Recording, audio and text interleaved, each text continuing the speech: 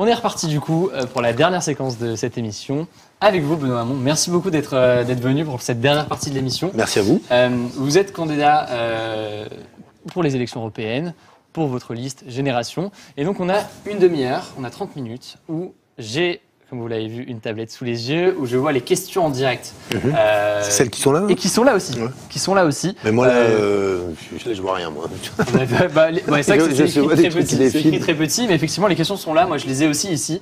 Peut-être déjà pour reprendre et commencer avec une... C'est un beau studio. Ouais, c'est sympa, c'est sympa. C'est un petit studio, voilà. Il y a des livres politiques, il y a du jeu vidéo, il y a un peu de tout aussi ici. Donc voilà. Peut-être, vous avez vu le débat à l'instant sur la légalisation du cannabis. Est-ce que vous y êtes favorable ? Oui, moi je suis favorable, après avoir beaucoup réfléchi, travaillé. Je suis favorable. Il y a beaucoup d'arguments, je trouvais que c'était un débat de bonne qualité. J'ai pas tout entendu, mais à la fois dans le pour et le contre. Je trouve que c'était un débat sérieux que vous avez eu juste avant. J'y suis favorable, pourquoi ? Parce que la prohibition, ça marche pas. Ça marche pas sur le plan de la santé publique, et ça marche pas sur le plan de l'ordre public. Faut pas oublier que le trafic de cannabis, c'est beaucoup de morts en France. Dans des villes où des jeunes tombent pour le contrôle du marché du cannabis, et c'est 80% des trafics de drogue. Donc le sujet, il est comment on casse les trafics et comment, pour ceux qui basculent dans des vraies addictions, donc des vraies dépendances au cannabis, comment on encadre mieux cela, c'est-à-dire qu'on accompagne la sortie de ces addictions. Et moi, je suis favorable à la légalisation parce que ça offre, évidemment, le grand mérite, c'est de casser les trafics. Alors on peut imaginer qu'il y aura un report des dealers de cannabis vers la cocaïne. Oui, mais bon, le marché n'est pas extensible à l'infini. Donc, et en tout cas, ce qui est intéressant, je trouve, moi, dans les pays où les États américains, en l'occurrence le Colorado, moi j'avais été aux États-Unis regarder ça, j'étais au Portugal, l'exemple a été cité, je regarde ce qui se passe au Canada. En tout cas, au Colorado, c'est intéressant parce que sur le plan de l'ordre public, il y a une baisse des violences liées au trafic, parce que par définition, il y avait plus de trafic.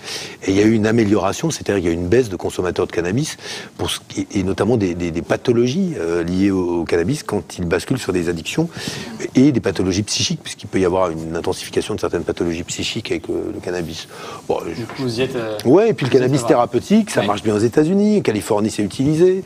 Okay. Les résultats sont bons, je trouve qu'on y va. En fait, au fond, c'est encore un gros truc d'hypocrite, le cannabis. C'est le seul truc qui met d'accord les dealers et les conservateurs. Les conservateurs vont dire « Oh, surtout pas de drogue », mais évidemment, mais ils picolent un peu quand même. Et les dealers ont envie de garder leur business. Et donc, c'est la seule fois où vous avez Sarkozy et les dealers qui sont d'accord. Ils sont d'accord, je sais que ça ne doit pas arriver souvent. Macron aussi. C'est vrai, ça ne doit pas arriver souvent. Alors du coup, là, il y a plein de questions déjà qui sont arrivées sur votre programme, donc c'est très bien l'idée. Alors, on a une demi-heure, donc vous avez le temps de développer. Et en même temps, on va essayer d'avoir un maximum de questions pour connaître votre programme, parce qu'on va avoir d'autres candidats. On a eu Manon Aubry la semaine dernière, on a Nathalie Loiseau, je peux l'annoncer la semaine prochaine, qui viendra aussi sur la chaîne. Première question, je les prends, vous allez voir, il y a plein de sujets différents. Allons-y. Vous allez pouvoir répondre. Question de Sauron, que pense Benoît Hamon d'une armée européenne ?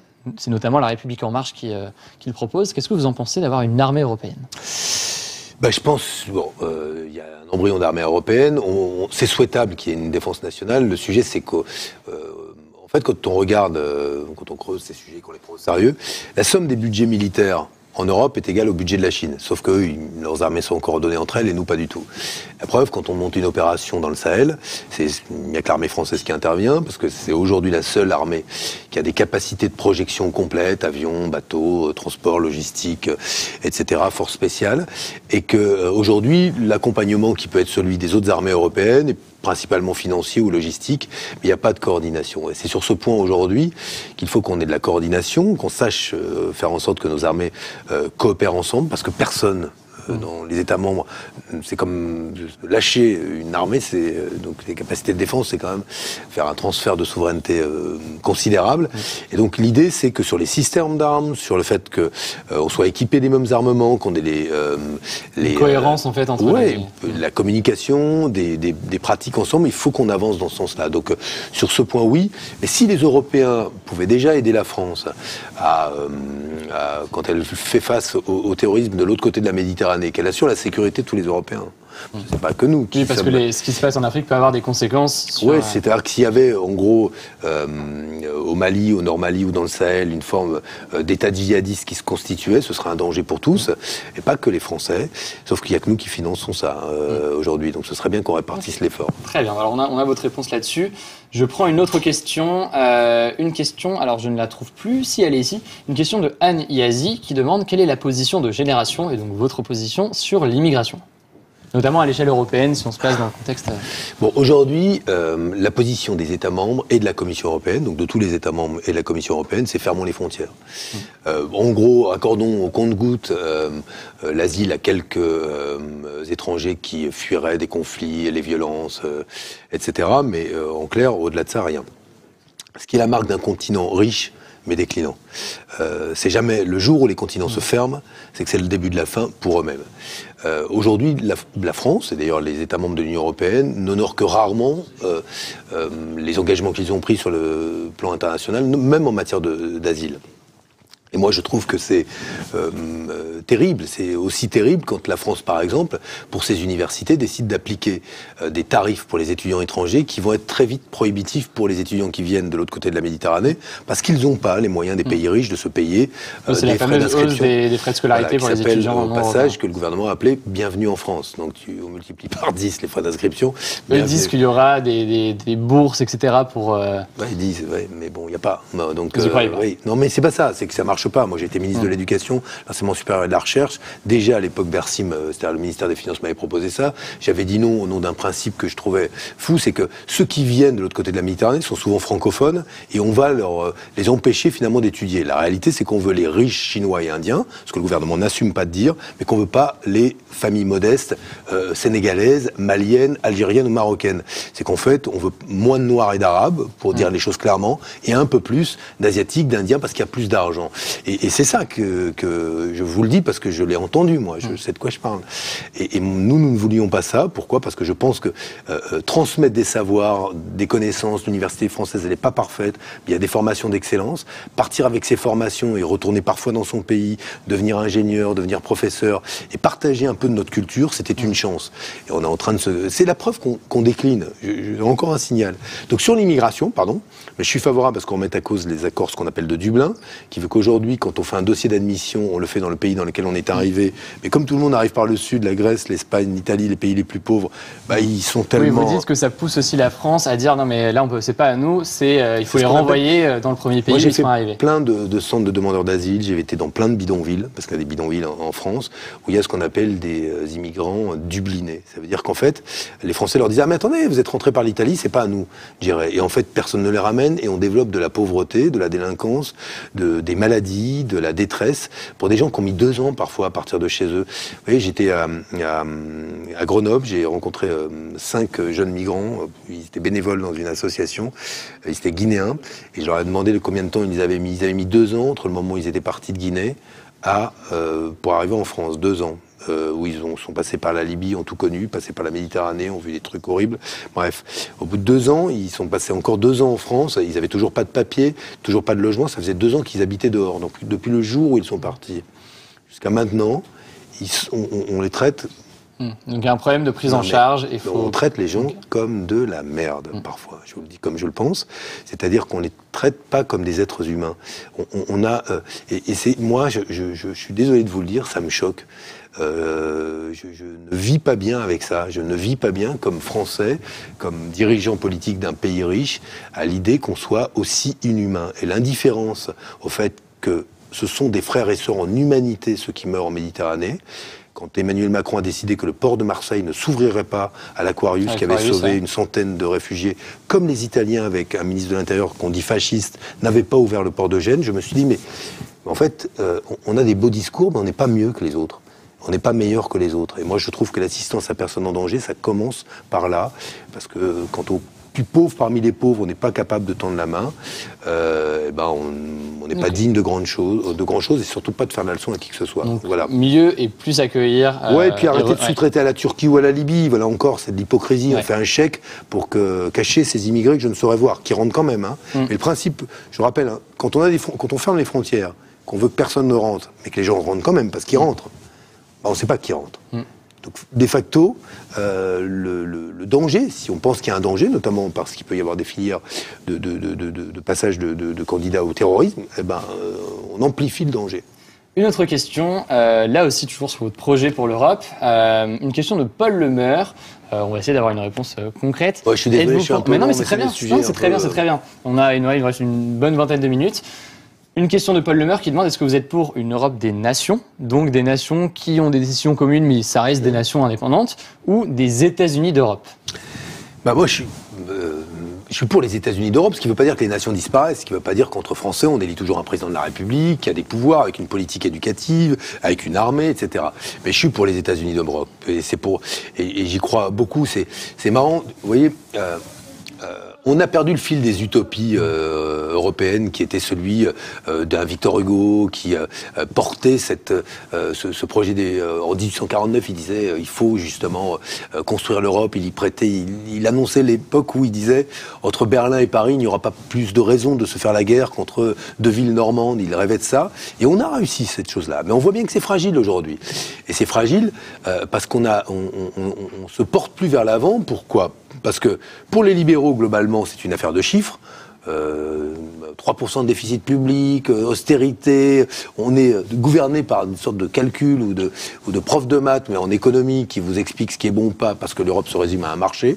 On échange des biens, des marchandises, ça circule, des capitaux, mais les gens non, de moins en moins. Frappant. Puis il y a les nationalistes qui vous disent c'est pas bon par essence et qui, plutôt que la compétition entre les individus, qui est un peu le fonctionnement aujourd'hui de l'Europe, vous propose le retour au conflit entre les nations. Moi, je pense que c'est trop dangereux aujourd'hui. Je vous le dis, moi j'ai 2 mômes, 2 enfants, 2 filles. Moi, je continue à croire, sans aucune naïveté, que la coopération entre les peuples, c'est mieux que cette idée selon laquelle, nos cultures seraient si fières qu'elles ne pourraient pas se mélanger. Je n'ai aucune fierté. Moi, je suis très fier de la culture française, dans sa diversité, dans la manière dont elle s'enrichit, elle change chaque année, chaque jour.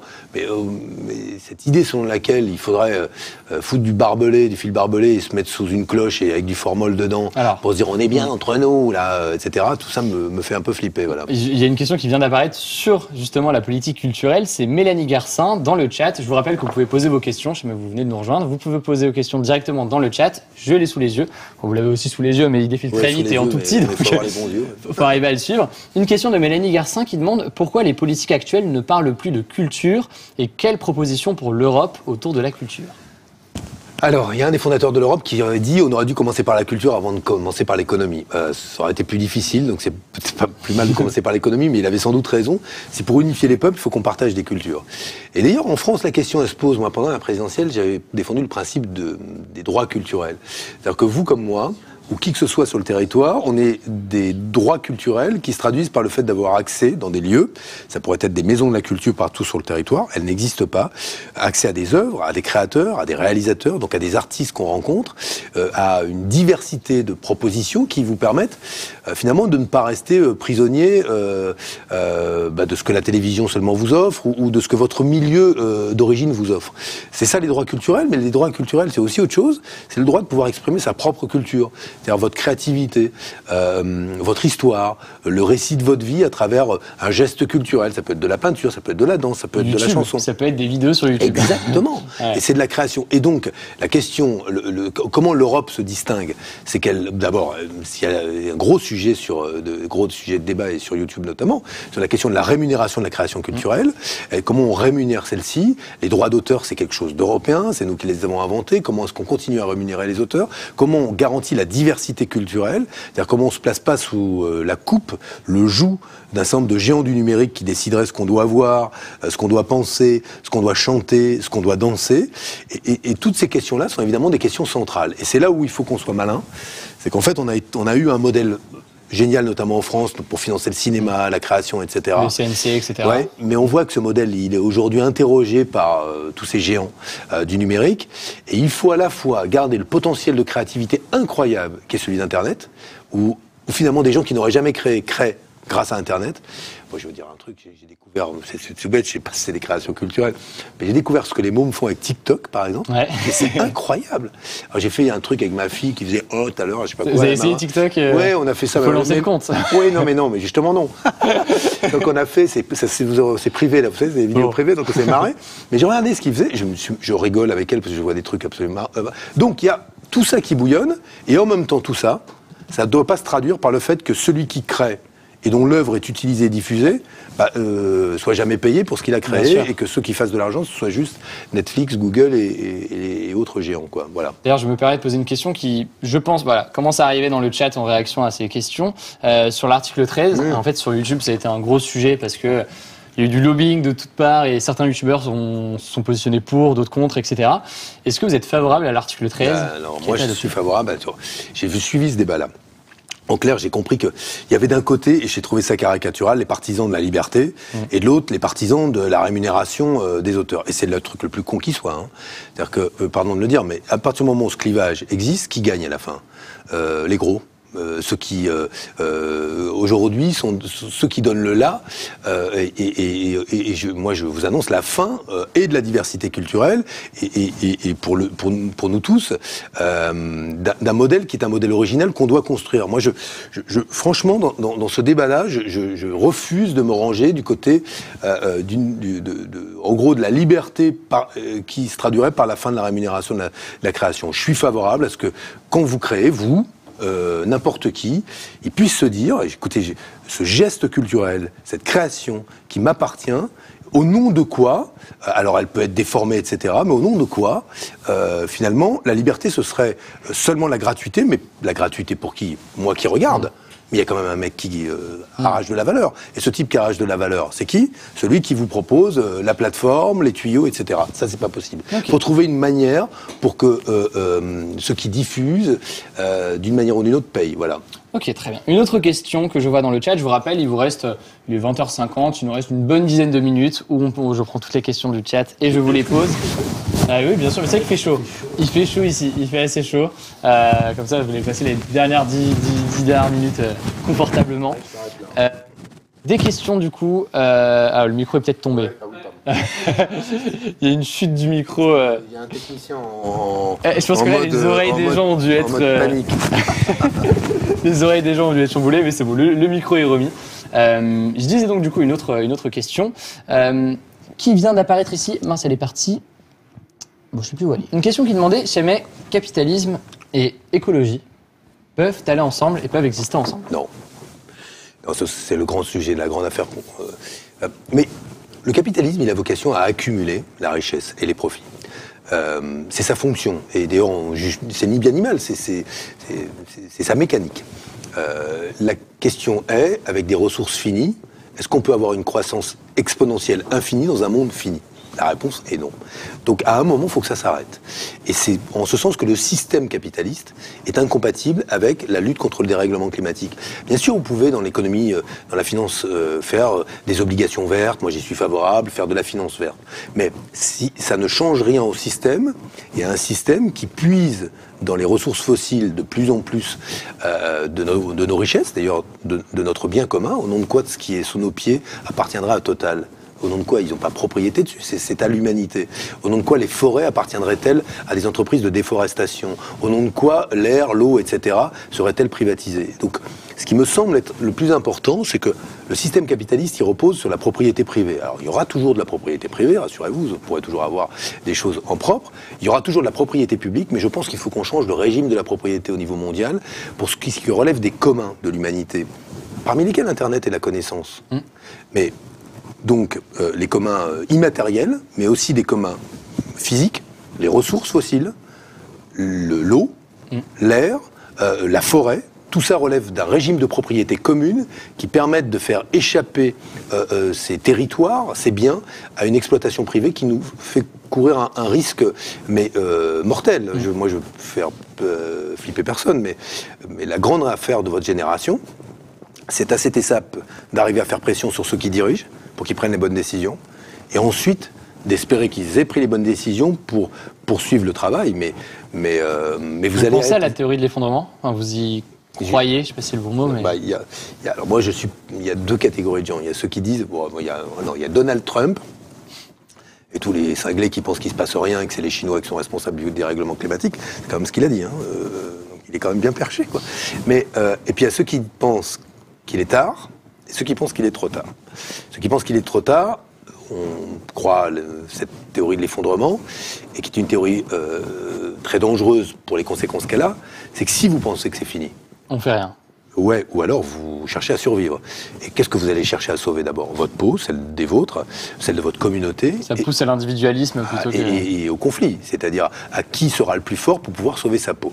Ceux qui pensent qu'il est tard disent quoi ? C'est qu'il n'est pas du tout écrit maintenant que l'humanité a vocation à disparaître dans le siècle qui vient de la surface de la planète, mais qu'elle peut au contraire changer son modèle de développement, et que d'un mal on peut faire un bien, c'est-à-dire devenir plus tempérant, plus sobre, ce qui suppose de changer nos modes de consommation. Mais là où vous devez, moi je vous le dis parce que ça me frappe, mais là où les nouvelles générations montrent le chemin, c'est que dans le rapport à la propriété, justement, au fait de posséder, on valorise quoi ? Davantage l'usage. Nous, on courait quand j'étais jeune, nous, on était là à se dire, moi, je veux ma mobilette. Moi, c'était ça mon truc, à l'époque. Je veux ma mobilette. Mais maintenant, il y a l'idée du partage. Oui. Et puis, il y a des plateformes qui vous permettent d'avoir des transports. Je veux dire, ça va de la trottinette au vélo, à des biens d'équipement, etc. Bon, tout ça, il va plutôt dans le bon sens. Si en plus, après, les lois sont passées pour qu'on puisse renouveler, réparer, plutôt que changer les choses, acheter, je pense qu'on s'en sortira. Une question de Paul de Lunois, l'idée étant d'avoir un aperçu de votre programme, notamment sur les questions environnementales. Paul demande quel est votre plan pour l'écologie. Est-ce que vous pouvez nous dire, à l'échelle européenne, quelles mesures, les quelques mesures, ou il y en a sûrement beaucoup, mais les mesures phares que vous voulez mettre en place à l'échelle européenne pour l'environnement? Il y en a deux. Alors, je vais essayer d'aller vite. Il y a le plan d'investissement vert. En fait, les scientifiques du GIEC, les ingénieurs, tous ceux qui ont accompagné ces scientifiques, nous ont dit quel était le montant des investissements qu'il fallait faire en Europe pour pouvoir faire deux choses. Un, prévenir le dérèglement climatique, et deux, nous adapter à ce qui a déjà commencé. Donc ce sont des investissements considérables. Ça concerne le modèle agricole, les mobilités, donc les transports, ça concerne la poursuite de l'artificialisation des sols, des côtes, etc. Et ça concerne évidemment le mix énergétique, c'est-à-dire qu'est-ce qu'on continue à aller chercher des ressources fossiles, on fait du renouvelable. Il faudrait, chaque année, selon le calcul que nous avons fait avec l'ancien ministre de l'économie et des finances grec, Yanis Varoufakis, pendant 1 an et demi, on a bossé sur notre programme pour qu'il soit immédiatement opérationnel. Il faudrait 500 milliards d'euros qu'on financera par an, par obligation verte émise par la Banque européenne d'investissement. Est-ce que ça se rapproche de ce que propose La République En Marche, qui, elle, parle d'une banque pour l'environnement, pour le climat, j'ai plus le terme exact. Est-ce qu'il y a un... Après, il faut une banque à un moment. Mais le problème, c'est qu'ils chiffrent rien et qu'ils disent pas comment on fait. Donc, eux, ils disent 1000 milliards. Ouais, mais après, je sais pas si c'est sur un an, sur 5 ans. Évidemment, ils disent pas sur nous, c'est 500 milliards par an. Et nous, on pense que... c'est pas qu'on pense. C'est qu'on s'est aligné sur les prévisions. C'est-à-dire qu'on a regardé ce que les scientifiques, les économistes prévisionnistes disaient pour mettre en œuvre la transition écologique. Dit comment on trouve les financements sans devoir changer les traités européen, le mandat de la Banque Centrale Européenne, ce qui va prendre du temps, et alors qu'on a un compte à rebours climatique, on ne peut pas dire s'il y a urgence, et se dire on va mettre 4 ans à changer les traités avant de pouvoir commencer. Donc on a regardé ça, et on a mis ça sur la table. Ça, c'est la première chose. La seconde chose, et moi je me réjouis si tout le monde va dans ce sens-là, mais je pense qu'à un moment, quand Hulot quitte le gouvernement pour dire bon écoutez, il y a beaucoup de blabla, mais derrière il se passe rien sur le climat, et je me barre, en gros. Vous ne faites pas confiance au gouvernement, vous, pour... Non, pas là-dessus. C'est pas par sectarisme, mais j'y crois pas. Je crois qu'il est dans la tête. Moi, j'ai eu l'occasion de débattre avec Emmanuel Macron, je le connais. Il est philosophiquement, idéologiquement tourné vers des formes d'économie assez, que je crois désuètes, moi, mais qui sont celles du siècle passé. Je crois qu'il est vraiment, de ce point de vue-là, il n'a pas compris ce qu'il fallait changer, la nécessité de changer notre rapport au travail, la manière dont la révolution numérique allait modifier l'emploi. Vous vous souvenez, pendant la présidentielle, j'avais dit, attention, la révolution numérique est en train de détruire des emplois, et je m'appuyais sur un rapport de l'OCDE qui disait il va y avoir 9% de destruction d'emplois en France. Là, l'OCDE vient de réviser ses prévisions. Elle dit entre 14 et 16%. Donc, en 2 ans. Donc, ça, c'est le boulot des politiques. Sinon, ça va diviser les gens. Et on doit nous unir. Donc, bon, bref. Donc, ça, c'est la première proposition. Je reviens à mon affaire. Et la deuxième, elle est hyper importante. C'est la reconnaissance du crime d'écocide. L'écocide, c'est quoi? C'est le crime contre la planète qu'on voit peut-être pas au moment où il a lieu. C'est quoi? C'est homicide, mais version environnement, ça? Mais voilà, mais c'est quand vous commettez un crime contre la planète, vous n'en voyez pas forcément les conséquences, et avec un effet différé, je vais prendre un exemple, dans les Antilles, il y a eu une utilisation massive d'un produit qui s'appelle le chlordécone, qui a eu des conséquences gravissimes sur la santé, mais pas seulement des ouvriers agricoles, d'une grande partie de la population, sur l'environnement, sur la faune, la flore, etc. On a des fausses couches, des enfants qui naissent avec des malformations, des naissances prématurées, des cancers, etc. Ça ne concerne pas 2 personnes, ça en concerne des centaines, sinon des milliers, et il va y avoir, c'est un enjeu fondamental. Ben, reconnaître le crime d'écocide, c'est mettre en cause l'État quand il n'a pas pris ses responsabilités, mais aussi les sociétés qui ont délibérément commercialisé des produits dont elles savaient qu'ils étaient dangereux. Pourquoi? Parce qu'à un moment, il faut réparer le préjudice. Et ça, je crois que c'est central, parce que c'est une manière de dire à ceux qui continuent à tricher avec la santé ou l'environnement, vous ne pourrez pas le faire impunément. Et voilà quelque chose qui doit être reconnu au niveau européen, parce que ce n'est pas suffisant au niveau national, et que je défends dans le cadre de mon programme. Très bien. Une dernière question ou deux sur le programme. Après, j'ai une ou deux questions un peu plus politiques. Ça me semblait important de commencer par le programme et par le fond. Vous êtes un des seuls à le faire, donc je vous félicite. Non, mais je vous dis, je ne veux pas vous flatter, mais je vais faire France 3 là, après être passé chez vous. Je vais avoir 8 minutes et je pense que j'aurai 30 secondes sur... Pas beaucoup sur le programme. Oui, alors qu'on est à 10 jours de l'élection. Alors nous, on essaie de le faire un maximum, en tout cas. Donc bravo. Donc voilà. Donc du coup, une autre question. En plus, on a eu un débat la semaine dernière, un peu là, comme sur la légalisation du cannabis. La semaine dernière, c'était sur le droit de vote à 16 ans. Est-ce que vous êtes favorable au droit de vote à 16 ans? Bon, si je vous dis que j'ai pas beaucoup bossé la question, non mais c'est vrai, mais comme ça, spontanément, je dirais plutôt oui. Je dirais plutôt oui, et en même temps, il y a tellement de droits qu'un jeune majeur à 18 ans n'a pas. Savez-vous par exemple que c'est une exception, la France, dans toute l'Europe, vous avez le droit à ce qu'on appelle les minima sociaux dès la majorité civile. En France, c'est à partir de 25 ans. On dit oui, non, sinon on va les habituer, ils vont être trop feignants. Au nom de quoi? Vous êtes majeur, vous avez le droit de vote, vous avez plein de choses, mais vous n'avez pas le droit aux minima sociaux. C'est incroyable. Donc ce serait bien que déjà quelqu'un à 18 ans ait les mêmes droits que quelqu'un à partir de 25 ans, au nom de quoi, finalement, la majorité sociale, quelque part, elle n'est qu'à 25 ans. Et ensuite, 16 ans, pourquoi pas? Moi, en tout cas, il me semble que quand on voit Greta Thunberg en Suède et qu'elle a même pas 16 ans, et bon nombre des jeunes qui font la grève de l'école pour le vendredi quand il y a pour le climat, il me semble que la maturité de cette génération-là, sur la question climatique, la question environnementale, justifie qu'elle puisse participer au débat public. Pourquoi Mais pas. Je veux dire, je pense même que, oui, c'est plutôt oui d'ailleurs, au sens où c'est tellement important ce qui est en train de se passer pour cette génération-là. Moi, quand j'avais 16 ans, on n'avait pas les dangers. On nous parlait, il y avait le sida, etc. Mais on n'avait pas un péril global. De notre société. Et au bout du compte, pour quelqu'un qui a 16 ans, qui est parfaitement conscient de ça, il se dit, mais attendez, mais moi je peux rien faire, je peux rien dire, comment je participe? Donc je pense que oui, plutôt oui. Ok, voilà. Très bien. On a votre réponse là-dessus. Une dernière question un peu sur le programme et sur le fond, parce que c'est beaucoup revenu. Là aussi, La République En Marche l'a proposé, mais c'est pas les seuls, sur la taxation des GAFA, donc Google, Apple, Amazon, etc., Facebook. Est-ce que vous êtes favorable à une taxation des GAFA? C'est Florian qui demande dans le chat. Oui, mais je suis favorable à autre chose. Sur les GAFA, je suis favorable au démantèlement des GAFA. Je m'explique.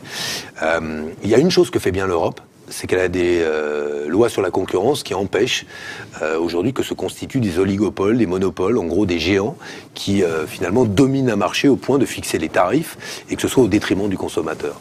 Nous sommes avec ces géants-là dans des positions quasi monopolistiques et qui justifient aujourd'hui, comme les États-Unis veulent le faire, qu'on brise la puissance de ces sociétés. Savez-vous que le Danemark a nommé un ambassadeur auprès des GAFAN parce qu'il considère qu'ils sont aussi puissants que des États. Il n'y a pas d'élection, il n'y a pas de démocratie, mais on a maintenant des États qui ont des ambassadeurs auprès des multinationales. Parfois génèrent plus d'argent qu'un pays, qui ont. Oui, ça je vous confirme. Mais la question est comment est-ce qu'aujourd'hui on remet un peu de concurrence, vous voyez, et surtout un peu de règles dans un système qui a fait émerger des monstres. Alors on en profite. on peut être content d'avoir son abonnement Netflix, on peut être content demain d'avoir, à ce qui paraît, des livraisons en moins d'1 heure par drone avec Amazon, c'est ça sur quoi ils travaillent. On peut être content qu'Uber fasse des voitures sans conducteur dans 10, 20 ans. J'ai pas tout ça, mais il faudra réfléchir à qui va gérer derrière les destructions d'emplois, la formation de ceux qui ont perdu un emploi. Il y aura ils vont eux générer de la valeur, donc de la richesse. S'ils payent pas d'impôts parce qu'ils se débrouillent pour pas en payer, comment est-ce qu'on finance des politiques publiques, de transport, de formation, de santé? On voit bien que l'hôpital public est en train de crever, l'école aussi. Bref, donc il y a quand même des questions lourdes. Ouais. Donc c'est au-delà d'une simple taxation. Ouais. Une dernière donc, question. Oui, il y a la taxation, mais il faut faire plus. Il faut faire plus que ça, indémentalement, on l'a compris. Une dernière question, du coup, qui est une question plus de l'ordre politique, parce que le vote, du coup, c'est le 26 mai. Nous, on essaie de faire en sorte que les jeunes puissent savoir pour qui ils veulent voter, donc leur donner un maximum de clés. Une question que j'ai beaucoup vue là depuis le début, notamment là de Teddy, qui demande pourquoi ne pas vous être allié à Raphaël Glucksmann. Au-delà de ça, la question on a beaucoup de listes à gauche, vous êtes plusieurs candidats, il y a Jean-Luc Mélenchon, il y a la France Insoumise, il y a votre mouvement, il y a les Verts, il y a Raphaël Glucksmann avec le PS. Pourquoi ne pas avoir créé une alliance ? En fait, on a essayé. Moi, j'ai proposé une chose. Je me suis dit, si on fait un accord de coin de table sur une nappe blanche là en papier, tout ça marchera pas. Et ça n'a pas marché. Donc, on avait proposé une votation citoyenne. C'était quoi une votation citoyenne?